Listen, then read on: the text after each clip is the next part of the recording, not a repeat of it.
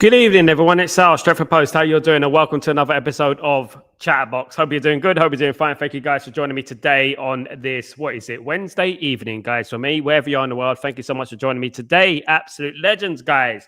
We've gotten over the defeat, haven't we? Haven't we? Have we got over the defeat on the weekend, guys? I think I'm just going to pull it behind me, to be honest with you.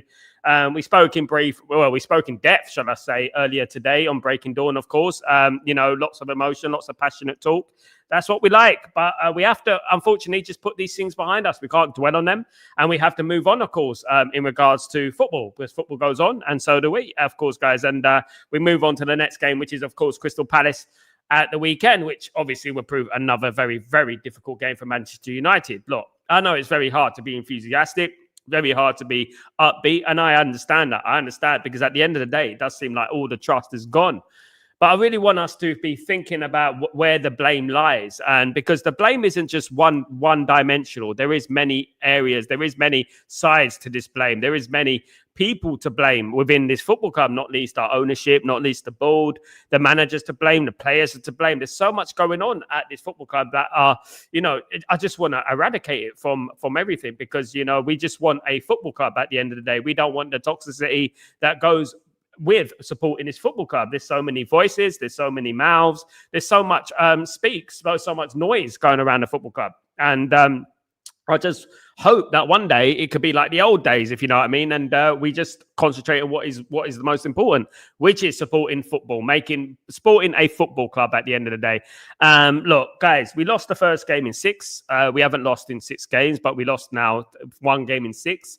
And to be honest with you, it's not the end of the world. But one thing that does concern me is the thing that's been concerning me since the beginning of the season, which is that some of these players, they know when to down tool. They know when they don't feel it, when they're not up for the game. They would just be like, all right, I've had enough of this. That's it. I'm gone. I can't perform today. Can't be bothered. Whether that's due to a bit of adversity during the game or whether they just can't be bothered, this has to stop at Man United because it's pretty evident. It's pretty obvious that some of those players just can't be bothered sometimes. And, I know who it is. I know I'm not going to individualize it. It is a few of them. And the few of them is the ones that have been there for a very long time.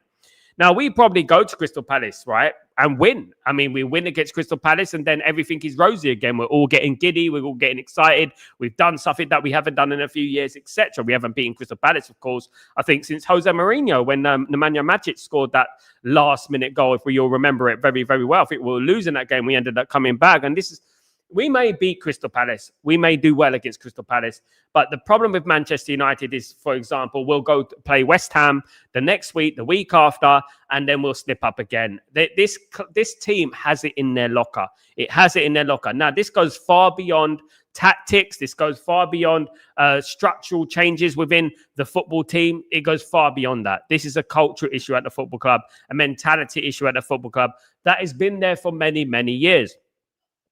This is why we are looking at so many players. This is why Manchester United are scouting loads of players around Europe. And I'm coming out with different names every single day for the players that Man United are after or Man United are targeting. I mean, so look, I'm going to bring in a couple of names here. One name you may not have heard of him. His name is Francolino Ju. So that's DJU, Francolino Ju. Francolino Ju is a 21-year-old centre forward who currently plays for Midtjylland.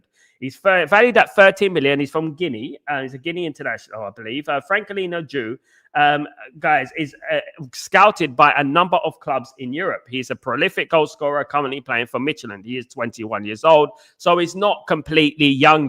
He's young, but he's not young. I believe he's going to be turning 22 very, very soon. So Francolino Ju is a player that Man United have been scouting. Now, we all heard about news that Manchester United are employing more scouts. The reason that they are employing more scouts is so that we can do a more effective scouting around Europe in various different countries, not just based in one country. We want scouts all around Europe. Man United have a few, but Man United don't have enough scouts. And so looking at players such as Francolino Ju is the way forward. Man United will be scouting these type of players that play in these countries, i.e. Denmark, Finland, Norway, Sweden, these type of countries where you can find a gem. For example, look at Isaac, who came from Sweden, of course. You can find that gem if you look for it, there is a diamond in the rough, so to speak, and you will find it. So Francolino Drew, linked to Manchester United, 13 million euros. Of course, guys, currently playing for Midtjylland centre forward. Man United are looking for strikers. As we know, the problem with Manchester United right now is that our squad is very, very thin. We don't have a striker. Now that Sesko is injured, what can we do, guys? It's, you know, at the end of the day, we got Sesko injured.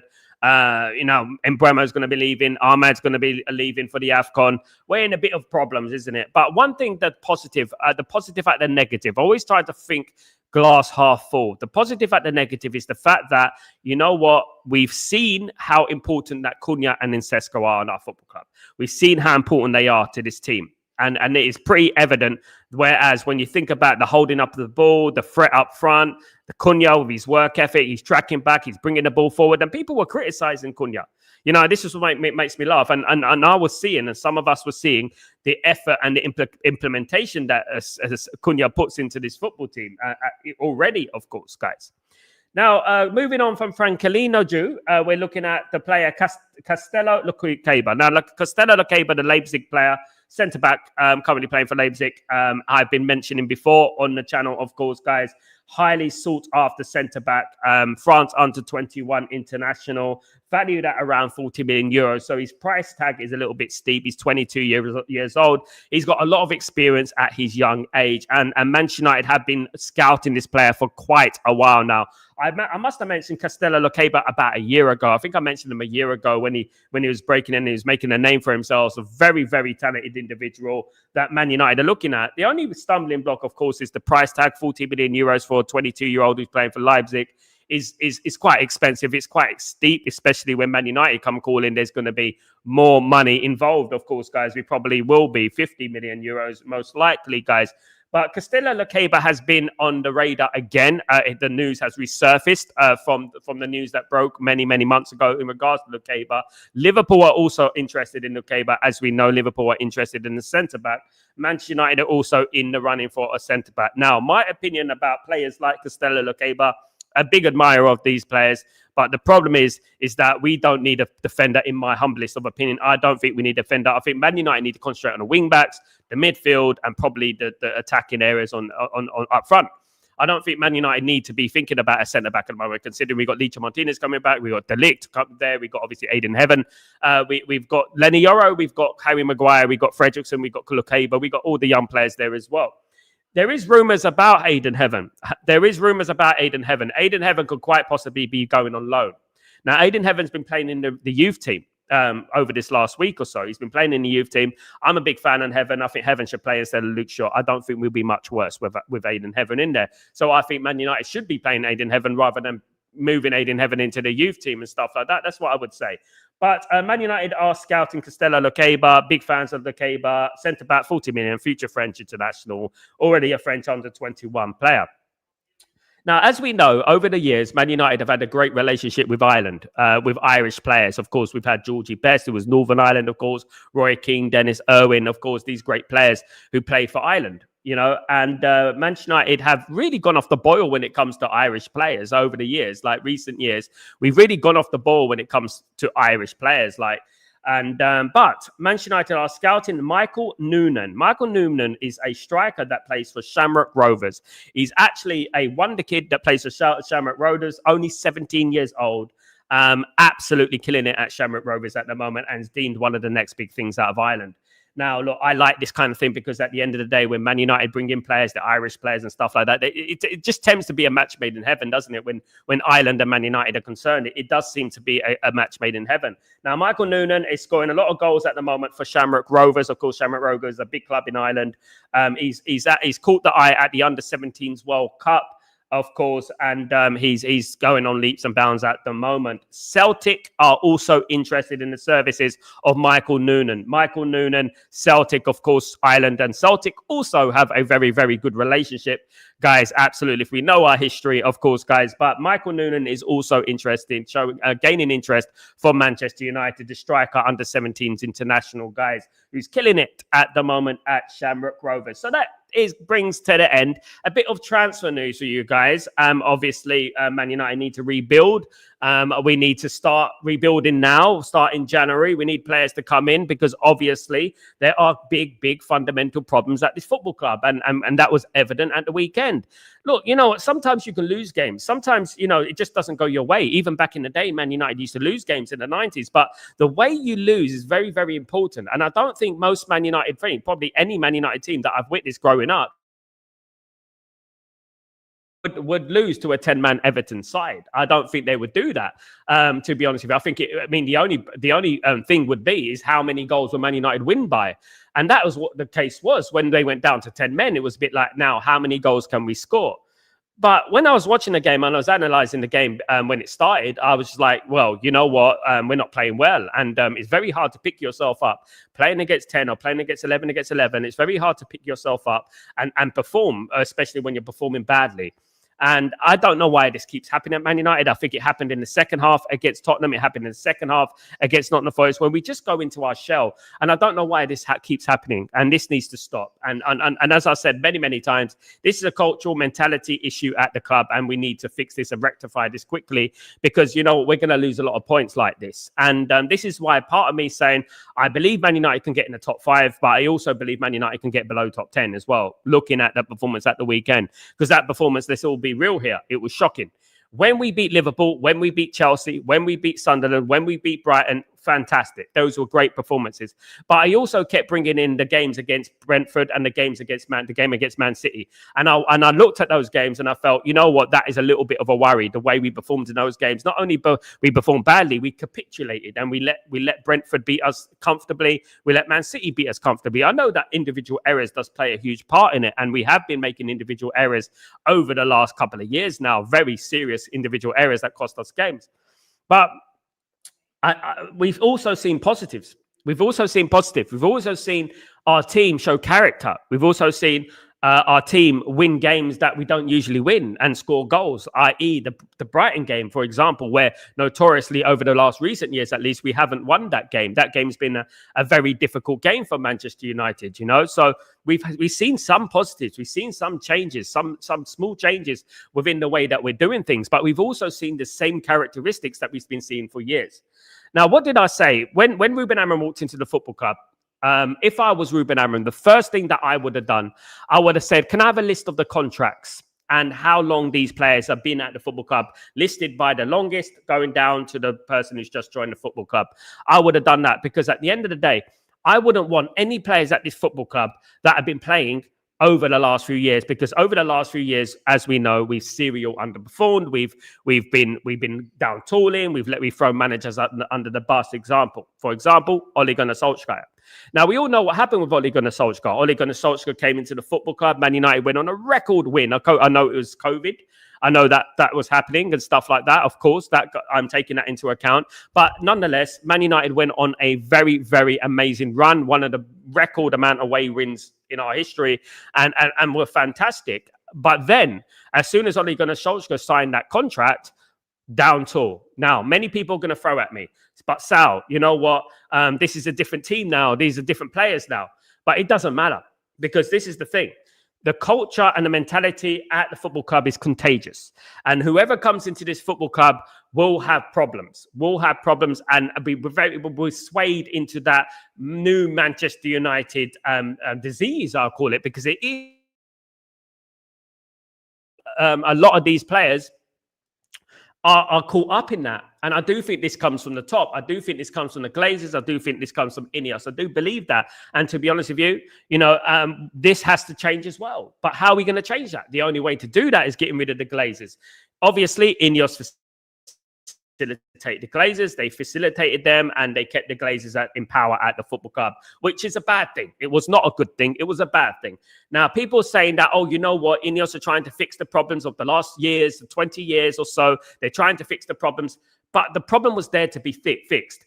We had a buyer that would have bought the football club if Ineos were not there. And that's a fact. And we had all these lies and these manipulations that Sheikh Jassim Hamid doesn't exist. when he evidently does, as we've seen over the last few weeks, of course, guys, you know what I mean? And there's no apologies. There's no people coming out saying, oh, well, I was wrong. You know what I mean? He does exist. They manipulated you. They lied to you. And those were the words of Jim Ratcliffe, of course. Now, when these things happen, you start to doubt the trust. You start to doubt your own trust. I've never trusted them, but I still don't, and I don't trust them even more over this last few weeks. My trust for them has not increased. It is still the same. Now, of course, like you look at Ruben Amram. Ruben Amram's coming to this football club with a distinctive style of play, different style of play than what we used to. Of course, before he came into the football club, I was talking to people about the three at the back. I won't agree with it, but now we got Ruben Amram. I've seen him be successful with it, and I believe we needed to back Ruben Amram and keep Ruben Amram at the football club, but back him. We didn't back him. Right? We didn't back him. We gave him a 40% backing, not 100% backing, where the likes of Liverpool, who are already champions, I know it hasn't worked out for them, but at least they were backed. Chelsea, Man City, these teams were backed. We were not backed. We were not backed from players out. We were not backed from players in. Now, I'm looking at the news today and I'm looking at the stories today. Man United are prepared for another rebuild, another overhaul. We haven't had one overhaul. We haven't had one. Rashford still plays for Manchester United. Onana still plays for Manchester United, right? This is what we're talking about.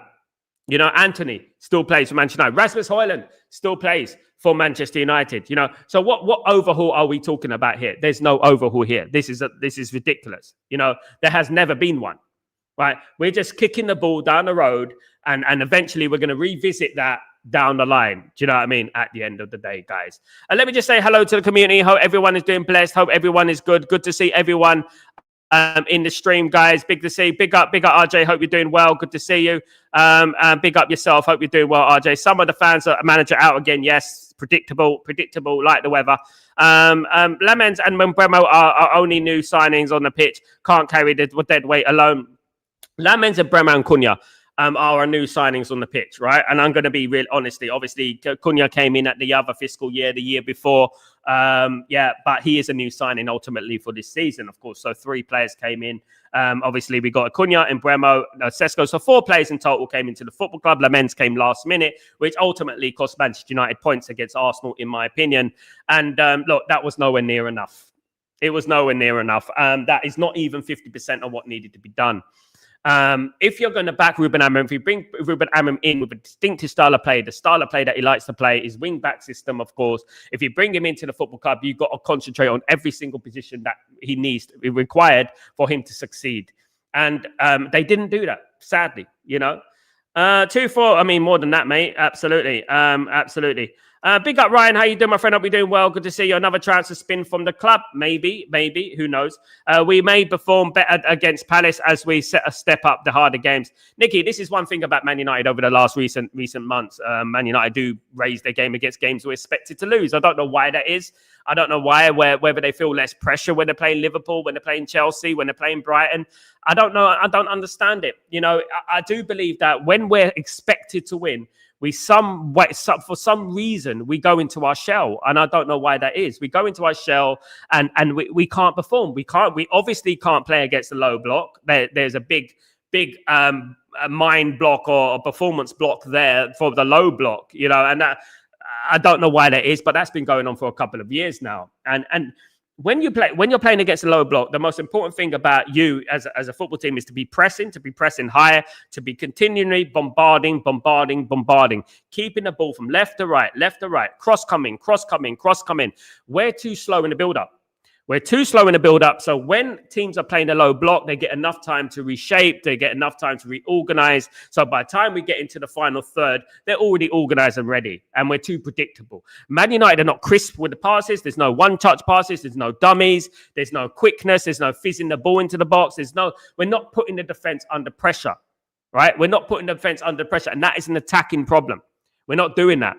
Now, there are a couple doing it here and there. Obviously, in Bremo, Cunha, when they play, they do it. But when you think about Ahmad, when you think about Dorgu, when you think about these players, they're not doing it frequently enough. They're not doing it intensively enough. And this is giving the opposition a chance. Everton must have been rubbing that. Everton must have think that it's that, you know, they've hit the lottery. They've won the lottery at the weekend. They must have felt like that the way Man United were playing. You know, we didn't look like scoring in a million Sundays. This is what it was, you know, and you know, we should have been bombarding that goal, even if we hit it long. You bombard the goal, bombard the goal. And I'm sure Ruben Amorim was saying that. I'm sure Ruben Amorim was telling these players to bombard the goal, to push up forward, to press. As I said earlier today in Breaking Dawn, you can lead a cow to the river. Doesn't mean that the cow's going to drink from the river. This is the whole thing, isn't it?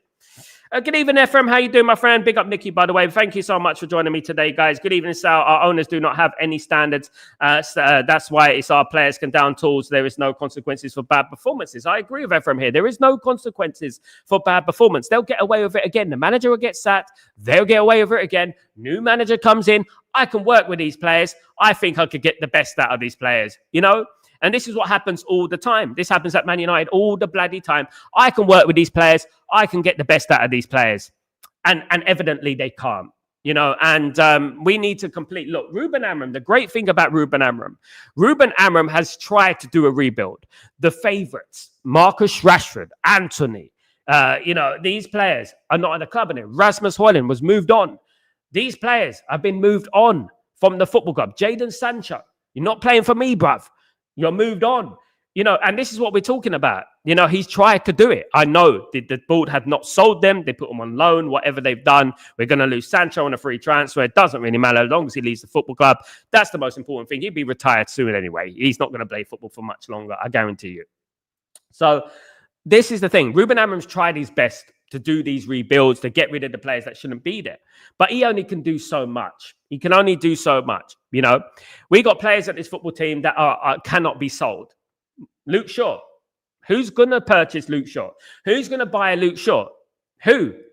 Luke Shaw is a 200,000 a week asset for Manchester United. 200,000 a week asset. So Man United are looking at it purely on the basis that he's an expensive asset. We can't leave him out the team. We have to play him instead of Aiden Heaven because you know what? He's on a lot of money. We need to play him, you know, to keep his value up and stuff like that. You know, Luke Shaw's never going to leave this football club. He's going to retire at Manchester United. He's not going to leave this football club until his contract is over, you know. And the one thing I don't like, and I think everyone needs to wake up to the fact, right, is that these players are liars. Just like I said that Marcus Rashford was a liar, I do believe Luke Shaw and players are liars. I think they're liars. I think they manipulate, they pretend they're injured and stuff like that. And they, you know, they like, for example, the World Cup is around the corner and these players want to play in the World Cup. And that's what it is at the end of the day, you know.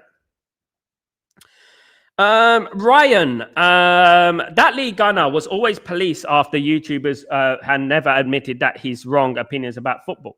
The thing with Lee Gunner, yeah, look, at the end of the day, Lee Gunner comes from a generation that he believes he knows more than everyone else. I'm actually from his kind of generation. He's a little bit older than me.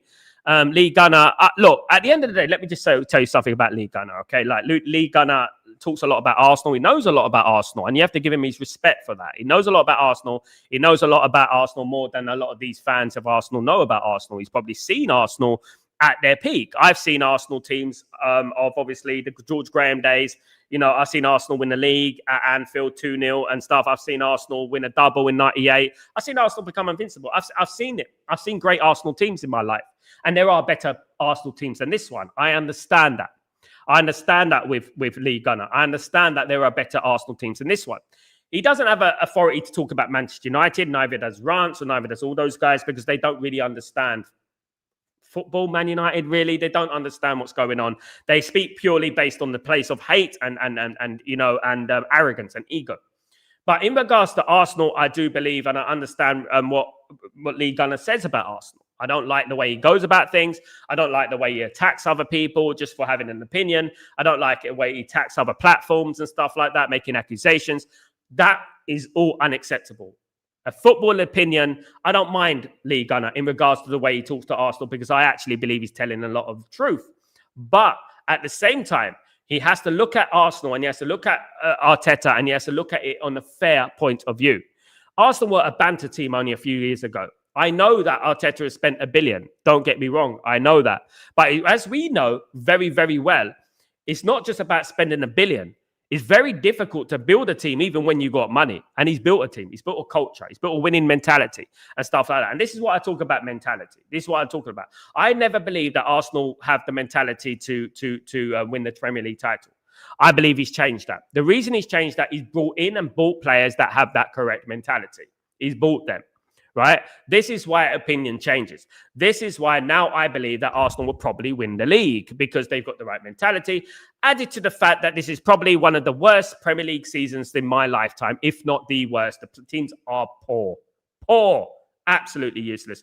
But look, at the end of the day, he doesn't target me. He doesn't target me. He never target me. He wouldn't want to target me. I would love him to come on the channel and have a conversation with me about Arsenal, about Man United and stuff like that, because I have an opposing opinion. I agree with some things, but I also have an opposing opinion. If he came on the channel, I would speak to him and I'd tell him about it. You know what I mean? In regards to Man United and filling him in with the facts about Man United, with the context about Man United, with rants and people like that don't have the capabilities to do because they don't really understand the football club, which is why they never talk about the history of the football club. They never talk about the Glazers. They never talk about Ineos. They never talk about Sir Bobby Charlton or Dennis Law or Duncan Edwards. You never hear those words coming out of their mouth. That's why I have a doubt about their authority as Manchester United fans. And that's respectfully.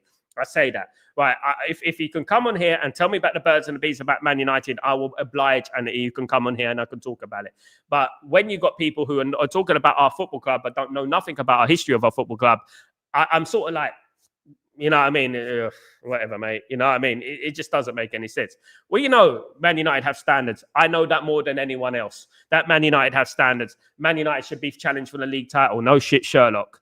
I mean, at the end of the day. But whilst we keep doing the same thing over and over again, i.e. sacking managers, going over again, reset, play, reset, play, reset, play. Whilst we still keep doing that, we're going to end up in the same position because we're playing over the same series over and over again, guys. And we now need to change the record. We need to see this out. I spoke about it last week, right? Manchester United are like a bar chart, right? Like, let's say a tally chart, right? So we're going up like that. Little by little, we're going up like that, okay? We're going up, but very, very little by little. I know it's slow, but we're going up little by little under Ruben Amorim, etc. As soon as we hit a flat line, right? We're going to hit a flat line sometimes. And when we hit that flat line, people are jumping off. They're like, you know, we're rubbish, we're this, we're that, we're this and that. Right? But then we go up a bit. Eventually, we will get to the promised land. We will get there. But the problem is when people on that flat line, they can't handle it. They don't want to deal with it. I mean, Ruben Amorim has gone 5 games unbeaten, right? As soon as I predicted this. As soon as we lose one game we lose, oh, good, the knives are out straight away. And that's what it is at the end of the day. This is a business thing, a business motto that I'm talking about. This is business. Right, the way I'm talking right now is business from a guy who had a record label, etc. Right, so I'm talking about what business is at the end of the day. These people don't understand that they were given their platforms from various other people. They did not work for that platform. Let's not lie here. We don't piss on us and tell us it's raining, please. Right, let's not lie here. Mark Goldbridge gave him that platform. Okay, and everyone knows that. Everyone and his dog knows that. My grandma probably knows that, and she doesn't even know about football. You know what I mean? At the end of the day. They just need to stop talking about Man United. Stop talking to people who are hateful. Stop talking to people who are hateful about Manchester United. Stop talking to people who don't have the best interest at heart in regards to Manchester United. That is what needs to happen. Stop talking about to people about Manchester United, to people who do not care about Manchester United and only want Manchester United to fail. Right? And that is the most important thing. Big up, Brian. Big up Ephraim Sal. Is there any truth about bringing back Harry Amass? He's on loan. He will be back, of course. Big up David. Fan base division isn't helping whether people back the manager or not. These players will humble both sides. As I said before, the season is open and long. We'll be prepared for losses. We'll be losing. We'll be succeeding. That's about it. But at the end of the day, what we have to stop is this and this. You see these two things? I'm Amorim out. You can't change my mind. That's what I care, and I don't care about your opinion. I'm Amorim in. He's going to succeed. Stop being so reactionary. Stop being like that. That's what I believe in the middle. I'm in the middle. I'm like, well, you know what? He needs to get results. You know what? But I like him. I like the way he talks. He's a good manager. I like him, but he needs to get results. I'm like that, and that's how every single person would be. I call out people, you know, in regards to fan base division, because I'm calling out the people who are dividing the fan base, right? There are only a few of them that are dividing the fan base, that are making the fan base, giving a cancer to the fan base in regards to their opinions, right? So they're spreading negativity around at the end of the day. The division needs to be called out. The people who are doing this division need to be called out, because people like me who understand the history of the football club, I don't just talk about what happened on Saturday afternoon. I could talk about what happened in 1958, 1974, 1968, 1980s. I could tell you all day long about the birds and the bees, which these people can't do, right? I can tell you about Newton Heath and where we came from if people want me to do that as well. I can do that as well. These people can't do that. They don't have the best interest at heart in regards to the fan base. You can have your doubts about Ruben Amorim. You can. But it's all about context, and it's all about multi-layered problems. Not just one, not just manager problem. That is it. Multi-layered problems. People can't think on a multi-layered basis. They think about, I have this opinion, I want him out, and that's all I want. That's over. It's gone at the end of the day. That's all it is at the end of the day. Whether it be Saeed, whether it be Rance, whether it be all these people. And I know these people, right? At the end of the day, they can have their opinion, but I would love their opinion to be, I don't want the manager. I don't think the manager's going to succeed. I don't think he has the tools to succeed. But the players also have to take responsibility. The board also have to take a responsibility. And that is why, I'm thinking of things on a multi-layered point of view. And that is what should be doing. That's education. That is a lack of education for them. They don't have it. But the thing is that I have it. I am not impressed by what's going on at Man United right now. And I've seen it all, done it all, won the T-shirt. I've seen every single trial. I've seen 13 league titles, right? I'm not impressed what's going on at the moment at Manchester United, right? But I am also not impressed with the reactions of the fan base. I'm not interested in about, meet me in the car park. I'm not interested in that. I'm not interested in that. I'm not interested in those things, right? I wish them the best of luck, but that is not Manchester United. That's not the Busby Babes, Duncan Edwards. That's not George Best. That's not what we're talking about here, guys, And anyone supports that, they're just in the same boat. Sal, do you still have faith about the current regime, about transfer strategy? I've never had faith in them in the first place, Ryan. I've never had faith. If you know me for a long time, you know that I went on Qatari television promoting the full Sal. I've been there since 2005, wearing my green and gold scarf at Old Trafford. I have no interest in people that facilitate the Glazers. I don't trust them. Do I want Ineos to succeed? Yeah. Because at the end of the day, if Ineos succeed, Manchester United succeed. And I think that is the most important thing. Not me, not anyone else. It's Manchester United. But for the life of me, I just can't see it happening. I just don't think they have the facilities. I don't think they have the tools. I don't think they have the ambition for Manchester United to succeed. I think they have the ambition to make money. I think they have the ambition to make an ego-worthy vanity project in regards to the stadium. I think that is one thing that they do, that they are going to do, because it makes them a lot of money. But in regards to building a successful football team on the pitch, I don't think they're interested in that. But La Liga's La Liga ain't even. I think Bundesliga's getting ahead of La Liga now. Absolutely. So we are weak in midfield. Yes, we are. It's a big problem, and we should have fixed it in the summer. Many of us spoke about it. I spoke about it intensively over the summer in regards to not fixing that midfield, which was a big issue, of course. Big up, Bobby. What's going on, my guy? I hope you're doing well. Good to see you, you legend. Hope everything is blessed with you, my friend. Hope you're doing well. Good to see you in the house, of course, my guy. Good to see you in the house, of course. Absolutely. I hope we will beat Chelsea. Ryan, I'm glad Chelsea won, so that gets muddied. I mean, the La Liga is not as good as the Premier League, and the Premier League is not even the strongest it's ever been. Can you imagine how poor football is now? People think football hasn't regressed. My goodness. I hope Chelsea will smash Arsenal this weekend. I'll be honest with you. I'm not a big fan of Arsenal. I'm not one of those guys who blow smoke up Arsenal's backside. I'm not that guy. I don't blow smoke up Arsenal's backside. It's not what I do. I call things as they are. It's not even the best Arsenal team I've seen in my lifetime. Nowhere near. Right? So I do believe there's a big love fest for Arsenal. Obviously, because they're top of the league. And not even when they're not top of the league, there is a love fest for Arsenal. And I don't get it. I know that they have a big fan base. I know that a lot of people want to feed into that fan base. They want to have a piece of that pie. Of course they do. They want a piece of that pie. They want a piece of the Arsenal fan base. They want to get more clicks. They want to get likes. But I call things as they are. I want Arsenal to lose. I think Arsenal need to be humbled. I think their fans are very arrogant. I think their fans are becoming unbearable. They're acting like they've won everything already. They've won the Champions League and all that. The way they talk to rival fans is atrocious. It is. And they don't speak with an element of respect. I can come out on the stream or wherever I am and I can talk about how Arsenal will do this. They're good at that. They're really good at that. What's impressive about Arsenal is this. But they will never, ever talk good about another club but themselves. I would urge any single person to give me a clip, any clip of an Arsenal fan, a proper Arsenal fan, right, complimenting another club. Complimenting. I mean, I'm talking about Chelsea, Man City, Man United, Liverpool. I'm talking about just one bloody clip, please, of them complimenting Manchester United. I will guarantee you will not find it, guys. Me too. Sal, you are so right. We as fans would perform better on the pitch than that current squad. We could get 11 players together. I could have got 11 players together here from the UAE because I do football here. I do coach a team here. I could get a bunch of players together and we could have done a better job than what Man United done at the weekend. I'm telling you right now. League One, League Two teams would have done a better job than Manchester United at the weekend. I'm telling you right now. There are certain League One championship teams that would have beaten Everton. There are. Everton were on their knees. They had a bloody 75-year-old Seamus Coleman in their team who couldn't last 15 minutes. So this goes beyond tactics. This goes beyond team selection. This is an implementation. This is an effort thing. This is a mentality thing, a cultural thing. And I sound like a broken record, but this is it. This is what it is.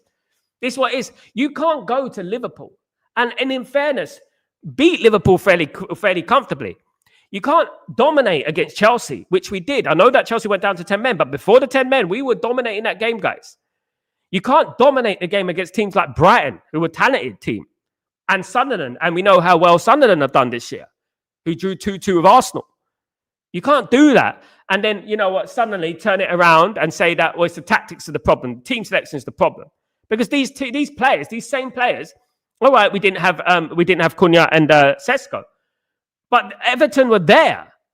They were there saying, take me, I'm done. Take me. You could take me right now. I'm done now. I'm done. I'm going to lose this game. It's the players, the implementation, the effort levels. It's not up to scratch. I've never seen such a sluggish performance like I saw from Xerxes. Yes, Xerxes had a great header in the second half, but that was it. I saw nothing else. The ball was bouncing off him like a bouncy castle. Barney FC. Barney, all purple and Barney. That's what he was, Barney on the bloody football pitch. We might as well have bloody Barney, all right, singing, I love you, you love me, we're a happy family. That's what it should be. Because at the end of the day, that ball was bouncing off that bloody jelly belly for flipping all game. You know what I mean? And it's unacceptable. And all I wanted is that I wanted this team to do well. I wanted him to, and a lot of us had hope, but weekend sort of dashed a lot of that, is of course. Big up, our man. Hope you're doing well. I noticed that Monday with Everton, big up.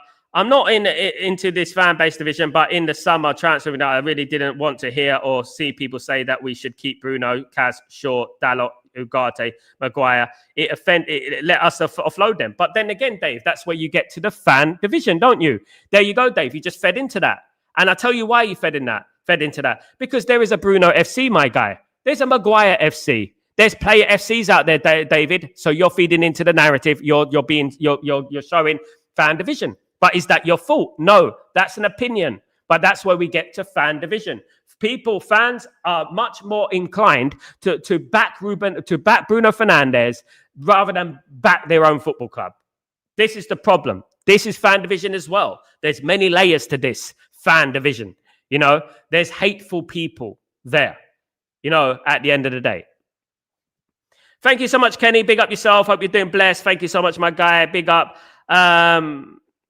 I get people who talk and say Amram has cagey tactics, but as a highly paid and seasonal professionals, the players shouldn't be getting beat by Grimsby or 10-man Everton. Thank you, Dave.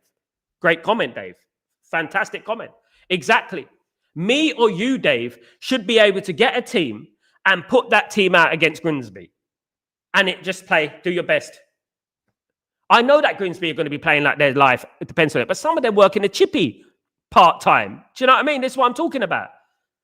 At the end of the day, I'm a good drawer. Right? I can draw. I'm an animator. I used to animate. I done work for Nickelodeon. I've done bits, right? You get someone who can draw as opposed to someone who comes in right now who can't draw. And then you tell him to draw this cartoon for me and tell it to be as good as mine. It's not going to be as good as it. That's the same with Grimsby. No matter how much you try, no matter how much what pen you use, no matter what, you still can't draw as good as me. And why is that? Because I was a professional cartoonist, right? And this is at the end of the day what it is, right? With football, you can put all the tactics in the world. You can change the tactics. You could do this. You could do that. You're not as good as those 11 players on the pitch.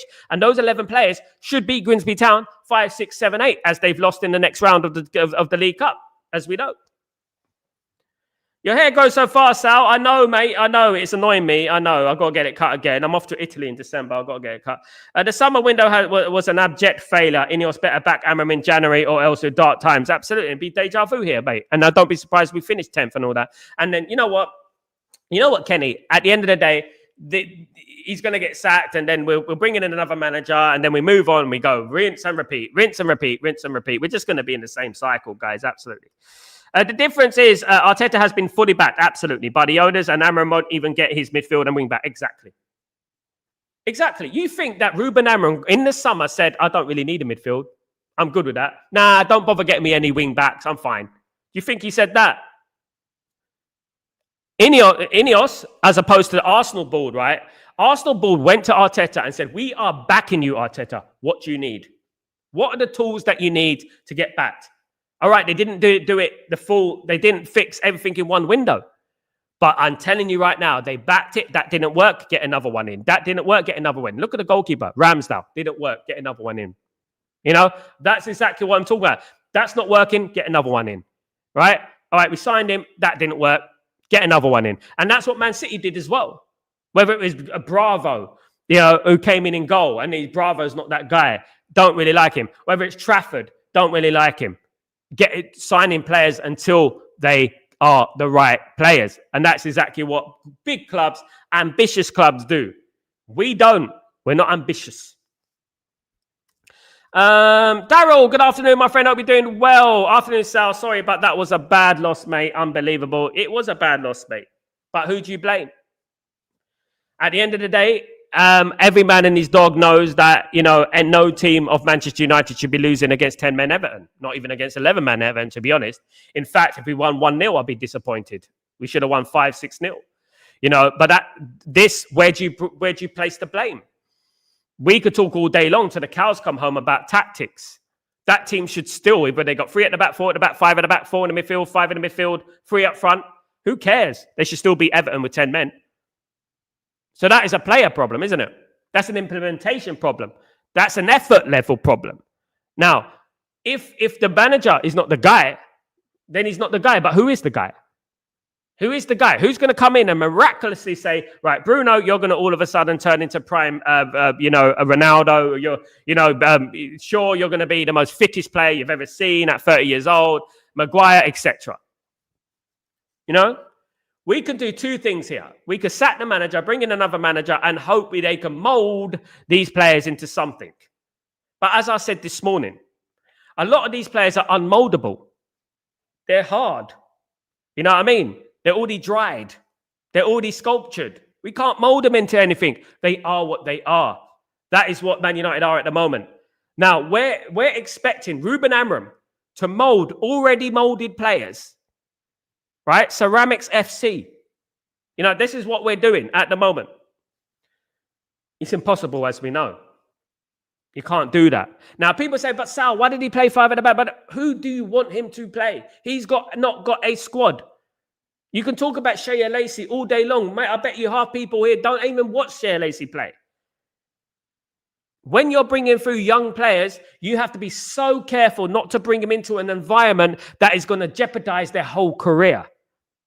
This is not 1995, guys. There's not Schmeichel, there's not Pallister, there's not Bruce, there's not Irwin, there's not Cantona, there's not Cole, there's not Giggs, there's not Keane. Right?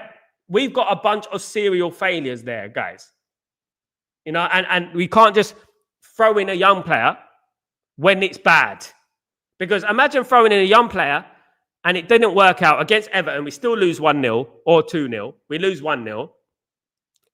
That's going to be on his mind for the forthcoming games. You know, my debut, I lost 1-0 to Everton.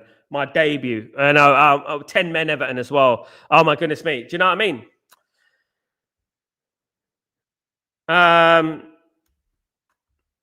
The tourist lady, perfect rage baited Saeed. Enjoy the atmosphere. Yeah, she's rage baited. I mean, to be honest with you, it's just a circus at the moment, guys. It's just a circus at the moment. We are a circus full of clowns, you know, and that's what it is, guys. We are a circus full of clowns, you know, and that's just the way it is, man. You know. Still believe Amarim, to be honest, still early in the season, top 4 needed. Big up Darryl, of course. Yeah, we have to look at the context.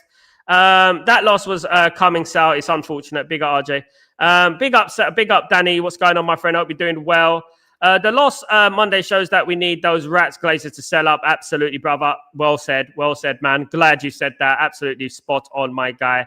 Love Fest trophies. Absolutely, brother. Absolutely. Kenny, Arsenal fans act like roadmen in the UK, for real.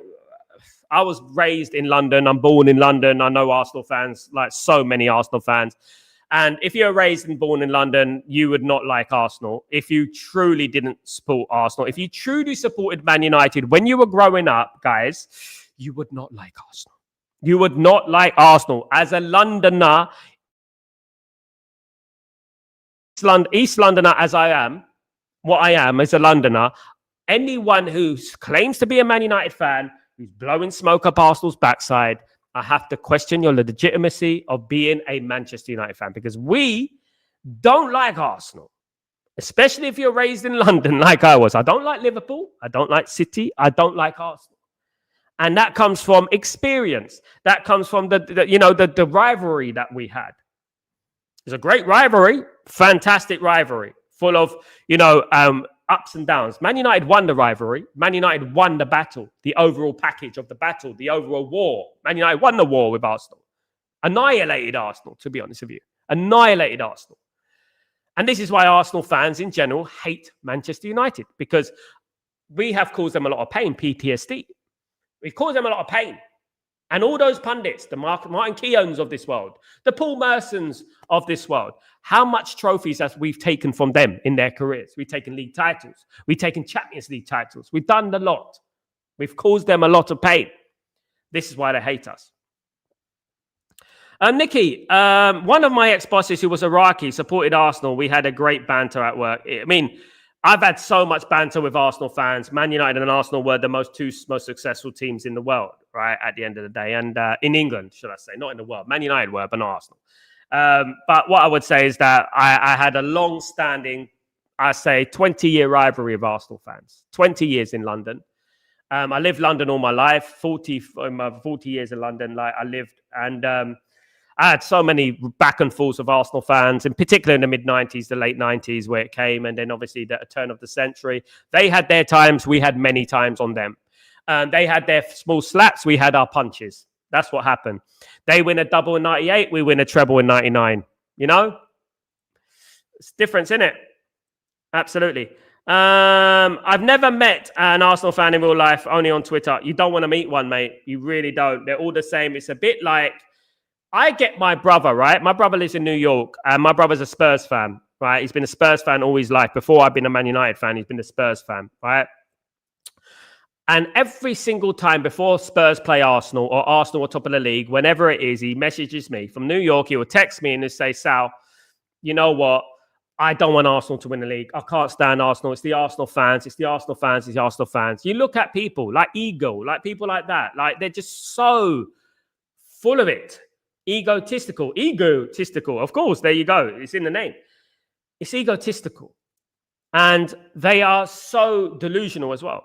Fair play to Arsenal, top of the league. No, I've got your flowers there, man. There you go. Bed full of flowers. You know what I mean? But they are so full of themselves. So full of themselves. And I grew up with that. This is why my brother, he texts me, Sal. He looks for reassurance from me. He looks for reassurance from me saying that, don't worry, Arsenal not going to win the league. Don't worry, Arsenal not going to win the league. Because he goes, we'll never hear the last of it. He says, we'll never hear the last of it. There are people out there, of course, who love Arsenal and they live up the backside of Arsenal. There are, because obviously it brings clicks, it brings likes. I know the game. I know that I've been in the game a long time. Some longer than them. So I know, but I will not be that. I can't pretend to be something that I'm not, you know. My cousins are also Arsenal fans. They are very, very humble. They are very humble. Then they probably don't really understand Arsenal, real Arsenal fans. I'm talking about London ones. First time they beat us at home was at home since 1992. It's a joke. Yeah, long time. You remember, Daryl, when we used to be drawn against games against Arsenal, against Everton at home, it was a guaranteed 3 points. It was always a guaranteed 3 points.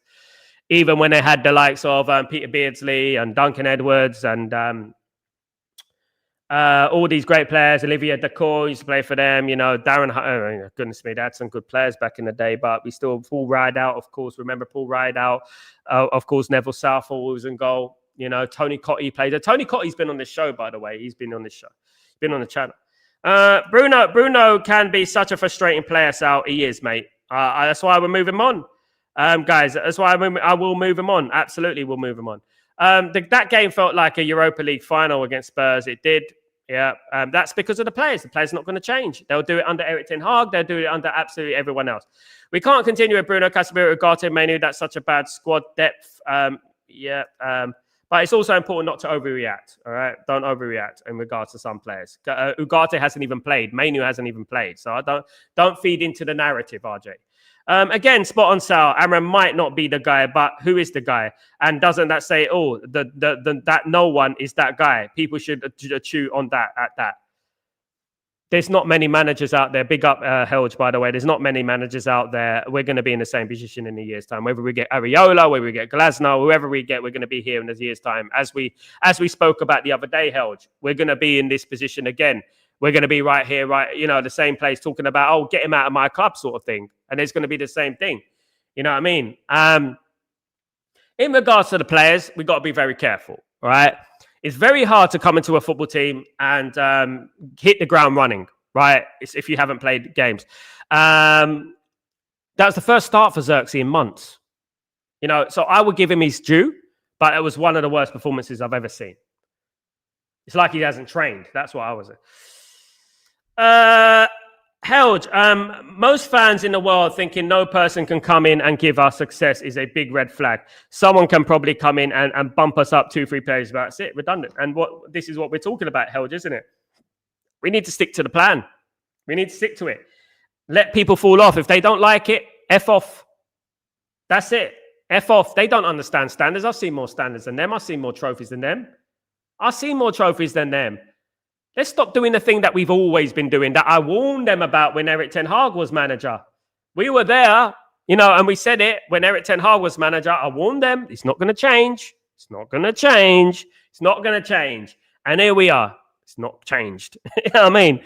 Because there's a fundamental problem within the football club, which is far more complex than their brain can even comprehend. And that's it. We are poison. We are asbestos. We are a derelict building. And we're painting the walls, putting the furniture in without fixing the foundations. And that is the problem that we don't understand. We've got to rip the place apart. Rip it apart. Every single part of that, we got to rip it apart. Now, what I don't understand is that I know that Ruben Amorim, I'm not if Ruben Amorim, I know that Ruben Amorim is a fantastic manager. Don't even get me started on it. The thing is, if you're going to bring in a manager like Ruben Amorim, you either bring in a manager like Ruben Amorim and you give him the tools for him to succeed, or you don't bring in a manager like Ruben Amorim. You might as well bring in bloody Sam Allardyce. Because at the end of the day, if you bring in your manager, the manager we were all excited about, the manager we all wanted, if you bring in that manager, make sure you back him, not 30%, not 40%, not 50%. You back him 100%. You back him 100% and you get him the players that he requires to be successful at this football club. If you can't do that, then don't get that manager. Don't hire a manager that needs a certain set of players to win things. Now, some people are going to turn around to me and say, but Sal, how comes these other teams don't need manager? How comes this manager don't need that? Everton manager don't need this. Leeds manager don't need that. I tell you why. Because they ain't got no expectations. Man United have got expectations. Ask Chelsea. Ask Man City. Ask Liverpool if they can just make do with what they've got. Here's the players. Make it work. Mold it into the team. It's not going to work, is it? You know, at the end of the day, he needs his players, especially players that don't play his system. If I said it this morning, if I said to Peter Crouch, remember Peter Crouch? And I'm sorry I'm using him as an example, but remember Peter Crouch? If I said, Peter, come here, bruv. For my system to work, I need you to play like prime Ronaldinho. For my system to work. So I need you in that position right there. And play like Ronaldinho, you know, with the step overs and all that. But boss, I'm not Ronaldinho. I'm Peter Crouch. I can't play that style of football. I'll just do it because you know what? You can be molded into Ronaldinho. You could become Ronaldinho. Maybe it might work. And maybe you can pretend if you're Bournemouth, if you're Wolves, if you're Leeds, you can pretend. But if you have aspirations of qualifying for the Champions League, you need the players there that work in your system because the league is competitive. Arsenal have players that work in their system. One leaves, another one comes in. When one comes out of the team, another one comes in. Chelsea do now as well. And how did they do it? Yeah, all of their signings didn't work. They splashed anything, they threw everything against the wall and hoped it sticked. But I'm telling you, some of them stuck. Some of them stuck and they've got a squad now. That, to be honest with you, Chelsea looked dangerous. But that's because they spent and they backed 100%. Our board has not backed anything.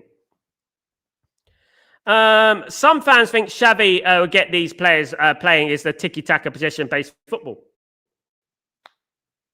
So what we're going to do, Ryan, we're going to get Harry Maguire to play tiki-taka football. We're going to get Luke Shaw to play tiki-taka football. We're going to get Casemiro to be bombing up and down the pitch like Prime Iniesta. These people have no clue.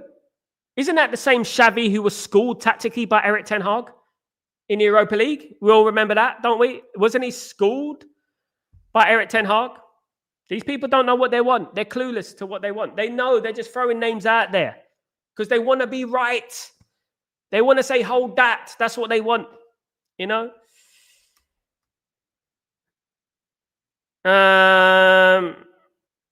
Sal, do you think Mark Goldbridge goes overboard? No. Mark Goldbridge is a very balanced individual. Mark Goldbridge says things as they are. Mark Goldbridge doesn't go extremist in his opinion. It's okay to be in the middle. It's okay to have an opinion about Man United based on your love for Man United when it is balanced. He's balanced. He doesn't have, I'm out and Ruben Amorim out, get him out of my club, get the fraud out of my club. And he's also not like, oh, Ruben Amorim's the man, he's a genius. He's doing nothing wrong. He's the best manager since Sir Alex Ferguson. Right? He's in the middle. He's got his concerns. I've got my concerns. Right? He's got his praises. I've got my praises. He's got his concerns about the board. The one thing that people don't understand because they don't like Mark Goldbridge because he has a successful platform and he gave a lot of those people who have big mouths a platform, unfortunately. The thing is that you can have an opinion as long as you're not extreme in that opinion, as long as your opinion isn't extremist kind of opinion, like, yeah, this or that, and that is it. And I'm not moving away from that. You've got to be in the middle. You've got to be in the middle. Helge, people out of confuse us who don't just yell Amorim out for people thinking Amorim is the solution. No, we just don't want to see the point of changing for the sake of changing. Pointless. I want to see, Helge, a manager backed 100%. Then I can make a judgment.